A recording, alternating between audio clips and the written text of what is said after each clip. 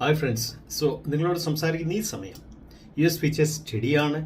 ഒരു Iran piece deal അടുത്തെത്തി എന്നുള്ള ഒരു വിശ്വാസത്തിൻ്റെ പുറത്താണ് സ്റ്റഡി ആയിട്ട് നിൽക്കുന്നത്. ഒന്നാമത്തെ കാര്യം. ആൻഡ് കമ്മോഡിറ്റി മാർക്കറ്റ് നോക്കുവാണെങ്കിൽ 100% കമ്മോഡിറ്റിയും ശരിക്കും പറഞ്ഞാൽ ക്രൂഡും ട്രെൻഡിലാണ്. 2.56 ക്രൂഡ് ഓയിൽ കയറിക്കിടക്കുകയാണ്. അത് ലെബനൻ ഇസ്രായേൽ സ്ട്രൈക്കിൻ്റെ പുറത്താണ് ക്രൂഡ് കയറിക്കിടക്കുന്നത്. എനിവേ, നമ്മൾ ശ്രദ്ധിക്കേണ്ട വലിയൊരു കാര്യം എന്ന് വെച്ചാൽ ട്രെൻഡ് ചെയ്യുന്ന സെക്ടേഴ്സിനാണ് വളരെ കുറവാണ്. Cables and wires, defence, pharma, അല്ലെ ചില പവർ സ്റ്റോക്കുകൾ, ഇതൊക്കെ അല്ലെ ഡൈഗോഡോയിഡ് സ്റ്റോക്കുകൾ, ഇതൊക്കെ കയറിക്കിടക്കുന്നു. ഇതൊക്കെ ട്രെൻഡിലുള്ളൂ ശരിക്കും. അതർവൈസ് ബാക്കി മിക്ക സ്ഥലത്തും ട്രെൻഡ് ഇല്ല എന്നുള്ള കാര്യം മനസ്സിലാക്കണം. ഇന്നത്തെ ഒരു ഇൻട്രസ്റ്റിംഗ് പാട്ടെന്ന് വെച്ചാൽ കോട്ടൻ്റെ ഇമ്പോർട്ടൻ്റെ പുറത്തുള്ള ഗവൺമെൻറ് എക്സൈസ് ഡ്യൂട്ടി കുറച്ചതിൻ്റെ പുറത്ത് ടെക്സ്റ്റൈൽ കമ്പനീസ് എങ്ങനെ റെസ്പോണ്ട് ചെയ്യുന്നു. ടെക്സ്റ്റൈൽ കമ്പനീസ് സംബന്ധിച്ച് റോ മെറ്റീരിയൽ കോസ്റ്റ് കുറഞ്ഞു. അപ്പോൾ നാച്ചുറലി ടെക്സ്റ്റൈൽ കമ്പനിക്ക് ഒരു സപ്പോർട്ടീവാണ്.